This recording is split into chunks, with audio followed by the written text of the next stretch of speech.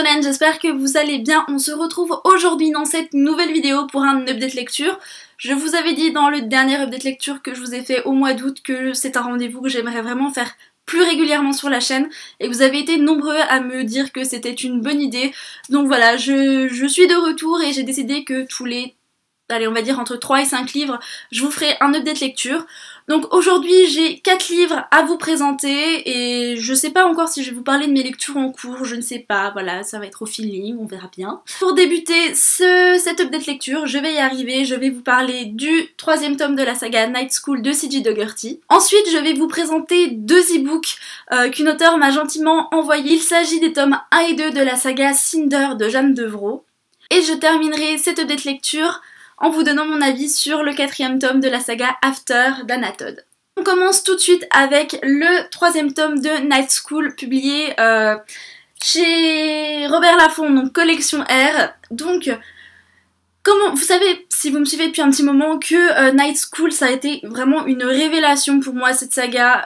J'ai vraiment tout de suite accroché, je suis vraiment tout de suite rentrée dans l'univers. Je vais brièvement vous réexpliquer de quoi ça parle. Donc on retrouve Ali, une jeune lycéenne un peu paumée qui ne sait plus vraiment où elle en est dans sa vie. Elle se rebelle contre ses parents et ses parents décident de l'envoyer dans une école privée, dans un lycée privé en fait, où c'est vraiment très très bizarre. On n'a pas le droit aux dernières technologies, il y a des choses un peu loufoques qui se passent là-bas, ce sont tous des élèves très bons.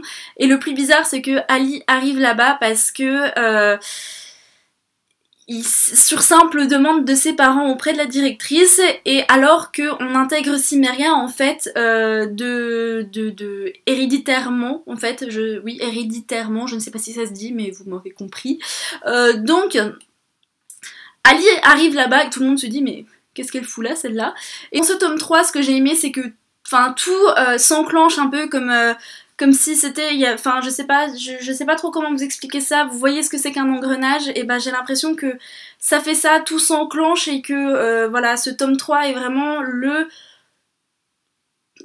j'allais le dire en anglais, j'allais dire turning point, mais non c'est le point, je sais pas, le tournant quoi, c'est vraiment le tome qui fait que tout devient un peu plus clair, mais en même temps ça devient plus sombre parce qu'on découvre encore plus de trucs, plus de secrets, et on sait que on connaît pas tout encore, parce qu'il y a encore les tomes 4 et 5, et même la façon, le style de l'auteur reste le même, et du coup on a quand même du suspense, je dirais, en plus de l'action qui est omniprésente, hein, il se passe toujours un truc dans ce livre, il n'y a pas un moment où je me suis ennuyée. Le seul petit bémol que j'y trouverais, c'est vraiment...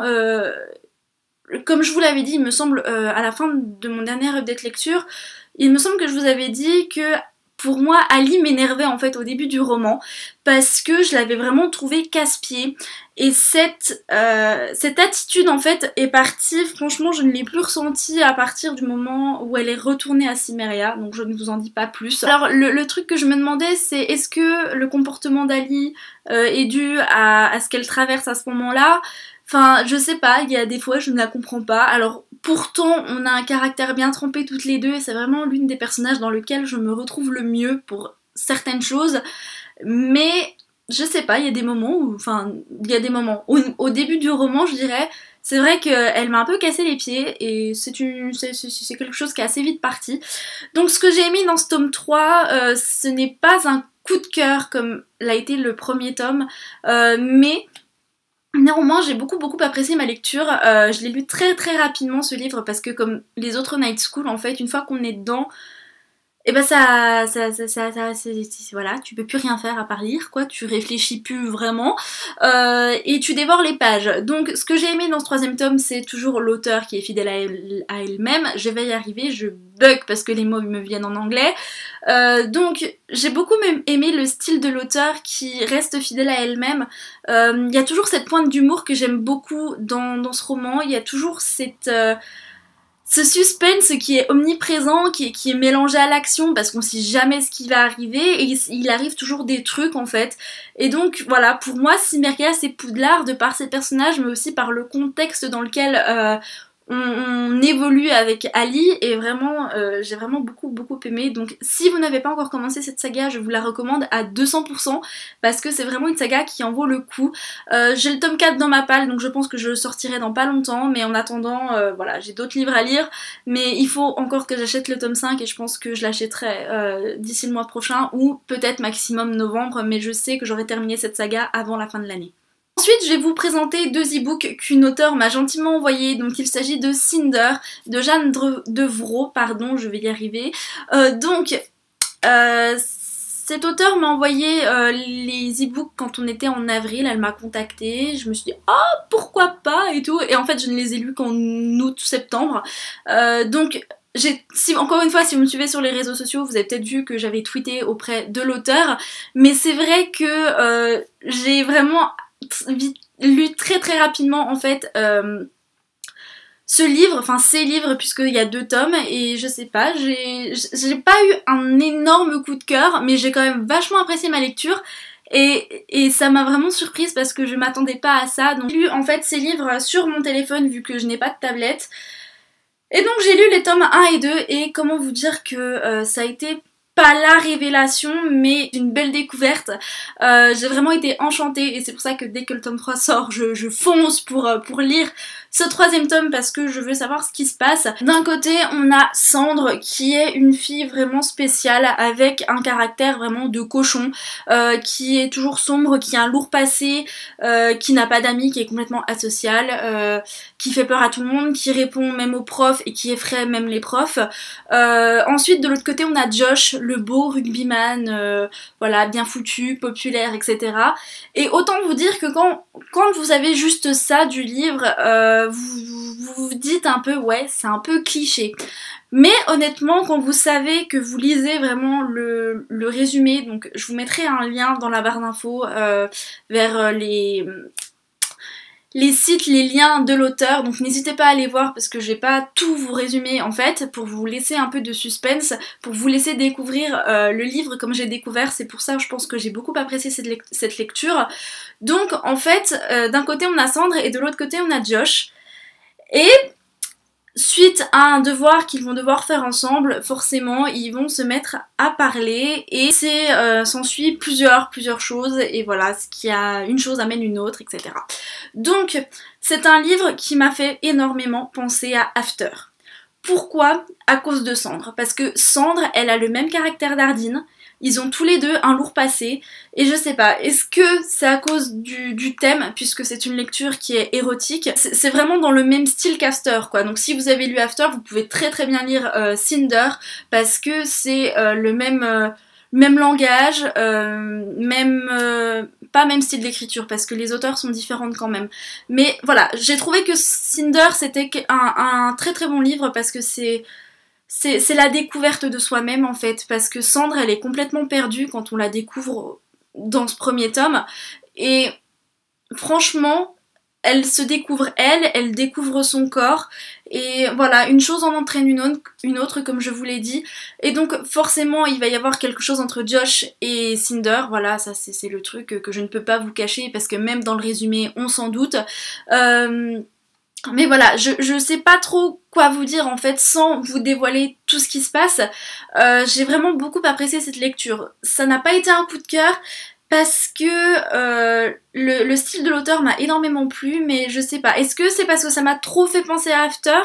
Je ne sais pas, mais néanmoins j'ai passé une très bonne lecture, très bonne découverte. Je vous recommande énormément cette saga parce que je trouve qu'elle en vaut vraiment la peine. Donc n'hésitez pas à aller voir, à contacter l'auteur si vous êtes intéressé pour lui demander comment vous pouvez vous procurer ce livre-là. Voilà, c'est vraiment une série romance new adulte que je vous conseille à fond, parce que voilà, moi j'ai pas l'habitude d'en lire, ça a été une très belle découverte, j'ai vraiment beaucoup aimé les personnages. Après c'est vrai que parfois peut-être qu'il y a certains moments qui étaient un peu trop pas enfantin mais un peu trop évident par rapport à l'intrigue. Je ne peux pas vous dire pourquoi sinon je vous spoil, mais c'est vrai que je me suis doutée dès le début de certaines choses en fait. Je pense que l'auteur a voulu nous glisser quelques indices mais parfois c'était peut-être trop évident, mais néanmoins j'ai vraiment accroché avec ces personnages et l'univers en fait dans lequel ils évoluent puisque c'est notre univers à nous. Et c'est vrai que étant donné que c'est pas un style de lecture, un style de livre, un genre littéraire que je lis énormément en fait, j'ai vraiment pas l'habitude de lire ce genre de livre là et du coup ça m'a vraiment, je me répète mais ça a été vraiment une très très belle découverte et je ne peux que vous conseiller de vous lancer puisque Cendre ça m'a foutu un peu la boule au ventre dans le sens où je me dis que c'est le genre de choses qui arrivent dans la vraie vie, c'est le genre de choses qui peut arriver à n'importe qui, voilà, c'est le genre de choses que des jeunes de nos jours traversent aussi et du coup j'ai trouvé qu'à certains moments c'était quand même assez poignant et que je n'ai pas pleuré mais c'est vrai que les réactions que Cendre a par rapport à son passé, par rapport à ce qu'elle vit, par rapport à ce qu'elle va vivre sont tout à fait compréhensibles. Et voilà, et ça n'a pas du tout été une tête à claque comme Ardyn, mais son caractère m'a beaucoup fait penser à celui d'Ardyn dans After. Donc voilà, si vous avez aimé After, vous pouvez très bien lire et beaucoup vraiment apprécier cette lecture. Donc je vous n'importe quoi. Je vous recommande honnêtement de lire cette saga parce que voilà, le tome 3 devrait sortir sous peu, il me semble que l'auteur m'avait dit ça. Donc voilà, je vous en redirai sûrement plus sur les réseaux sociaux, donc n'hésitez pas à me rejoindre sur Twitter notamment. Et puisque j'ai fait une comparaison avec After, continuons sur la lancée en parlant directement du 4e tome. Vous devez savoir que j'ai eu beaucoup de mal avec le 3e tome, que j'ai vraiment hésité de nombreuses fois à abandonner en fait la lecture du 3e tome. Et c'est grâce à vous que j'ai replongé dans l'univers qui j'avoue me manquait un petit peu, mais c'est vrai que c'est quelque chose, j'avais tellement été déçue par le 3e tome que voilà, ça m'a un peu bloqué et c'est peut-être pour ça que je n'ai pas autant apprécié ce 4e tome, cette lecture que j'ai pourtant lu très rapidement. Alors, grande nouvelle, franchement j'ai été juste heureuse parce que je vous avais dit que à partir du tome 3, 55e page, il y avait déjà une ou deux engueulades entre Ardyn et Tessa. Voilà, hein. Moi ça m'avait franchement tapé sur le système. Et là je lisais, puis d'un coup j'ai regardé la page et je me suis dit waouh, on est déjà à la page 71 et on n'a toujours pas d'engueulade. Et c'est vrai que ça a été très agréable, très reposant, que ils se chamaillent forcément comme dans tous les couples et c'est Ardyn et Tessa donc forcément voilà il peut y avoir des disputes, des chamailleries etc. Mais oui j'ai plus trouvé que c'était des chamailleries que des disputes. Franchement j'ai vraiment été super surprise par ce 4e tome mais j'avais tellement été déçue en fait par le 3e que ça m'a fait un petit blocage comme je vous l'ai dit et j'ai pas vraiment apprécié ma lecture à un maximum comme beaucoup d'autres personnes l'ont fait. La révélation à la fin de ce 4e tome je ne m'y attendais absolument pas, elle m'a vraiment laissé sur le cul. Donc franchement Anatode, je lui dis bravo parce que là elle a quand même réussi à me surprendre encore comme elle m'avait surprise avec le tome 1 et le tome 2 aussi. Concernant Steph, je me rappelle que je vous avais dit dans mon book review sur le tome 1 d'After que Steph, je l'apprécie beaucoup, là c'est décidé, Steph, je ne peux plus la piffer, voilà, hein, depuis le tome 2, 3, là c'est fini, hein, elle, si on pouvait l'envoyer sur une autre planète, ça pourrait être franchement super agréable aussi, mais voilà, j'ai vraiment accroché à cette lecture parce que on est à Seattle. Alors, le seul problème en fait, je pense que le bémol, le truc qui m'a un peu gênée, c'est que Seattle, c'est bien. J'ai vraiment aimé que l'auteur nous décrive cette ville, qu'on passe du temps dans cette ville en compagnie d'Ardyn et Tessa. Mais j'ai trouvé que ça se passait vraiment sur un groupe de jours et elle détaillait beaucoup sur chaque jour en fait et du coup il n'y a pas vraiment énormément de temps qui s'est passé. Néanmoins, ça a été une très bonne lecture parce que j'ai trouvé qu'Ardyn, voilà, j'ai eu une révélation pour Ardyn qui est vachement moins tête à claque qu'avant.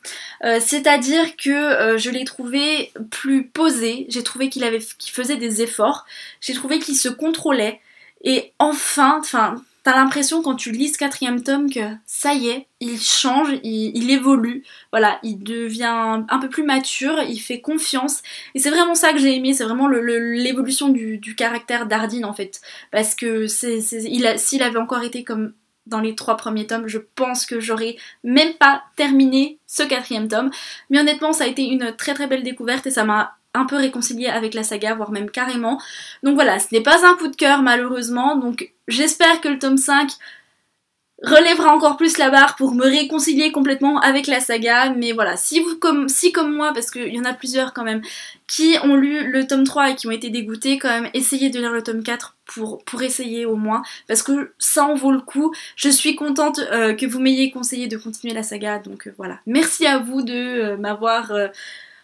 comme on dit déjà en français, de m'avoir convaincu de continuer cette saga publiée chez Hugo Roman. Maintenant, je vais vous présenter mes lectures en cours vraiment très brièvement. Donc, la première lecture que je n'ai pas terminée encore, que je vais terminer sous peu, il s'agit du premier tome de la saga Les Héros de Valdemar, publié aux éditions Milady. Alors je ne me rappelle plus du nom de l'auteur, mais c'est un premier tome en fait que j'ai découvert grâce à l'application YouBooks, donc n'hésitez pas à télécharger cette application sur votre téléphone, votre tablette, peu importe, parce que voilà, moi c'est une appli qui me sauve la vie quand je suis dans le train, quand je rentre chez mes parents ou que je vais à Besançon, parce que si j'emmène des livres, ils sont dans ma valise, donc je me vois mal en fait ouvrir ma valise devant tout le monde, et sinon je n'en emmène pas. Donc voilà, c'est l'un des avantages de cette application. Après, je sais pertinemment que beaucoup de personnes ne peuvent pas lire sur des écrans. Voilà, moi j'étais la première avant, mais maintenant ça a un petit peu changé. Ensuite, j'ai décidé de lire Mémé dans les orties de Aurélie Vallogne aux éditions Michel Lafon. Donc voilà, c'est un livre que je vous ai présenté dans mon dernier update lecture, dans mon dernier book haul, n'importe quoi.